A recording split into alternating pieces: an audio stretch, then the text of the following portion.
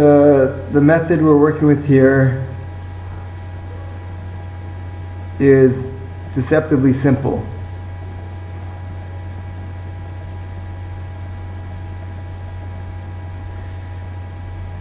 I want you to focus on the one thing that if you work towards it, you feel yourself getting the most relaxed and the most full of energy.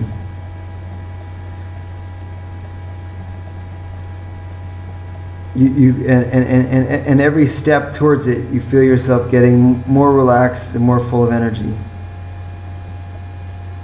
Now, we have to qualify this a little bit. Obviously, anything difficult in life that we work towards is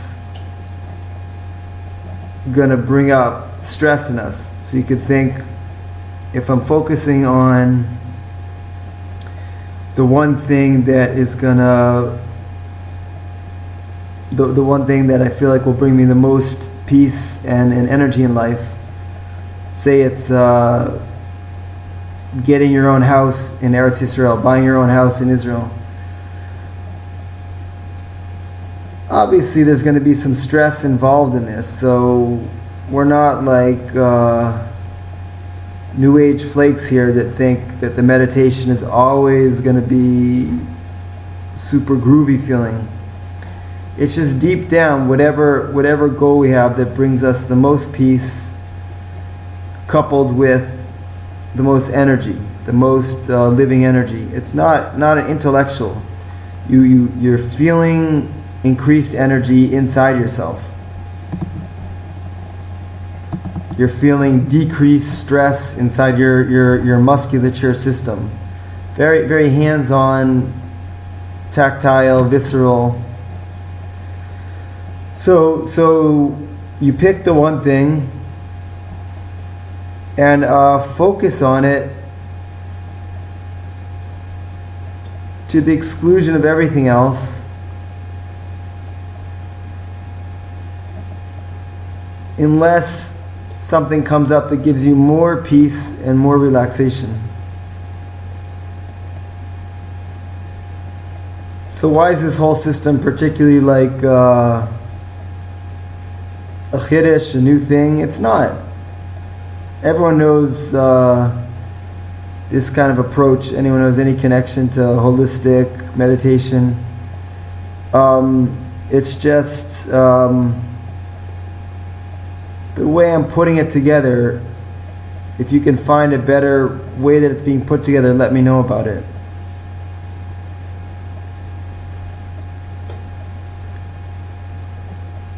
Now, there's two issues that come up. One is getting distracted, and the other is having a lack of motivation. It's just like energy in the body, in the chi energy in the meridians. It can be low, or it can be blocked, just like a river, right? A river can be not enough water in it, or it can have a dam. Those are the two problems. Chinese medicine says that when the channels of energy are full and moving at the proper speed, that's the definition of health. So with your life goal, you're going to go through periods of inertia, like what's the word I just used? Lack of motivation. You're not gonna feel like going forward. That's like a block, and you're gonna go through moments of you have plenty of energy, but it's getting distracted. You're shooting out in too many directions at once. So both of these problems are overcomable, but they're also both could take us down. Now, if what you're focusing on gives you more energy and more peace and more drive, why wouldn't you want to focus on it? The one qualification I have to make is everything here is within halacha, within Torah law. Even if you're not Jewish, this gets controversial. The Noahide laws, Torah laws for people that aren't Jewish. So fine, if you can't, if you're not into that way of looking at things, don't quit on me here. Just replace it with whatever ethical system you know is the best. Say you're a Muslim and you think fiqh, Muslim law is the best. Okay, so you're focusing on whatever gives you the most energy and the most relaxation within fiqh. Now, if your interpretation of fiqh is that the physical jihad against the Jewish nation, when you focus on it, it gives you the most energy and relaxation, the annihilation of the Jews in the physical plane. So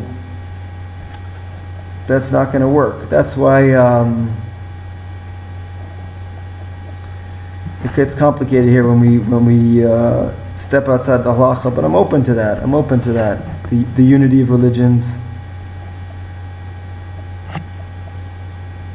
We can look at how to work with this over time. Like I said in my other video, before I became a frum Jew, I did every religion, some to a pretty serious extent. Okay, anyhow, we're focusing on what gives us the most peace and the most drive. Which goal? And we're making the goal as tangible as possible. And then, in what's called military thinking, we work backwards from the goal. Say my goal is, I'm gonna buy a house in Israel. Okay, so then I work back from that state to where I am right now, today. I keep the big goal in mind. And then I work back from the big goal all the way to today, how to get from today to the big goal. And then today I run towards everything I can do connected to it, because when I'm doing it, I get more relaxation and more energy. Now, what if I start working on my goal and I don't get more relaxation and energy? So it's not really the right goal. It's a fine point, though. There's the stress of wearing ourselves out, and there's the stress of working through difficulties towards a goal. So obviously we can figure this out inside.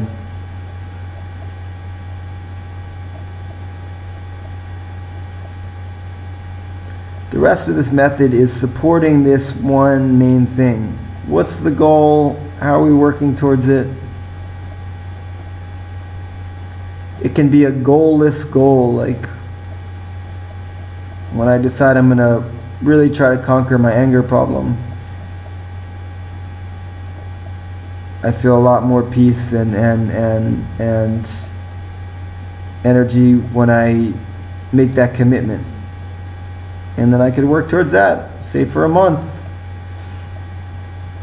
Rav Bezenson in Tel Aviv, he has a book. I don't think it's been translated. It's all about, you take the Likutei Moharan, the kind of main Bible of Rabbi Nachman, and you work on each lesson intensively for a month at a time. You try to correct a certain character trait for a month at a time, something like that. But I want everyone who's in on this journey to be simplifying everything as much as possible. Something like a house in Eretz Yisrael, that's a nice, doable, graspable, real goal to work towards. Finding your wife. I'm offering $5,000 to whoever introduces me to somebody I marry.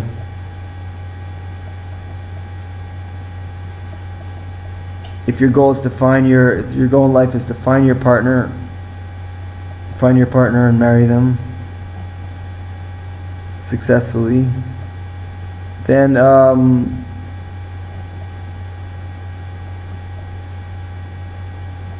every step of the way towards that should fill you with relaxation and energy. Now, why are people tripping out all the time? Because they pick goals that aren't the right goal for now, and they try to force it. They try to force the hour. And we want to pick the one thing that pulls it all together. Take me and Rav Steinsaltz, for instance. I decided this is an important person. I need to get close to him. I put a ton of time in getting closer to him. Not that he's someone you can ever get all that close to. I've known him for years and I still haven't been there for Shabbat once. But he'd always reject me in the nicest way. Reject my request.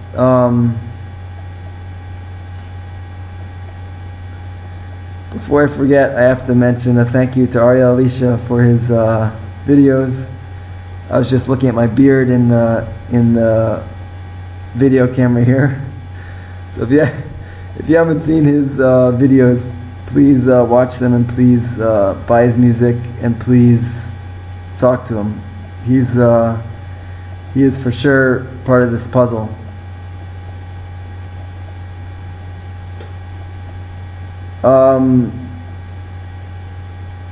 He's from San Francisco, and we both know this scene. I think he knows it. It was a theater scene there years ago called Contraband.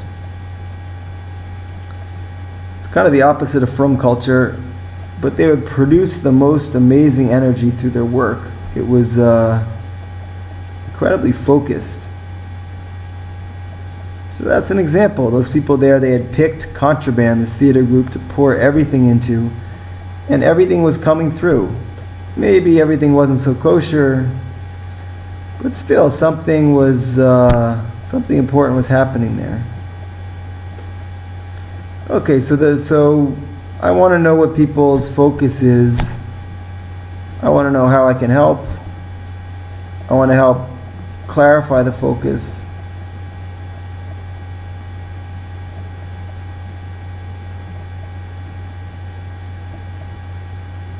But it's a very simple system. Is the focus filling you with energy and relaxation as you work on it? And if not, how can we shift the focus? The focus is something you're just delighted to have your mind on because you feel like your answer is going to come through there. A lot of people make their focus a tzaddik, a very important holy person. Because it's like a house. It's something that's very tangible. You can decide the Amshanavar is where it's at, and then he's a person. He's got a place. There's a way of getting in. It's harder and harder. But it's these are all just tricks in Buddhist meditation. They say if you focus on one point deeply enough, everything comes through that point.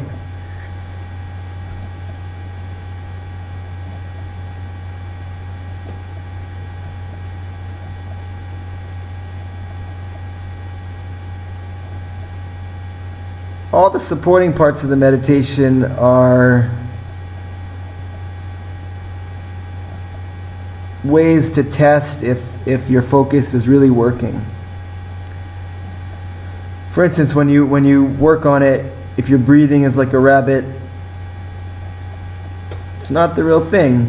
The breathing should become slower and deeper and calmer if it's the real thing. Yeah, you're gonna as we work towards our big goal, we're gonna go through trials. So yeah, there'll be stresses. It'll bring all our stuff up. It's not gonna be all groovy. So I don't want you to twist this system into some LA fantasy system.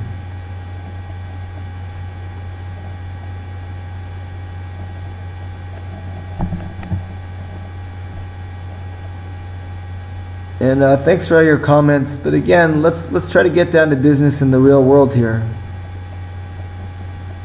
What's your one goal you're working towards? Who's helping you the most? How can I help? What's my goal? How can you help? It's real life. It doesn't feel like real life because it's a stupid internet, cyber, black hole world. And so we probably have to get off this thing a little more and figure out how to do this in real life better. All right. Thank you for joining. And it should all be good.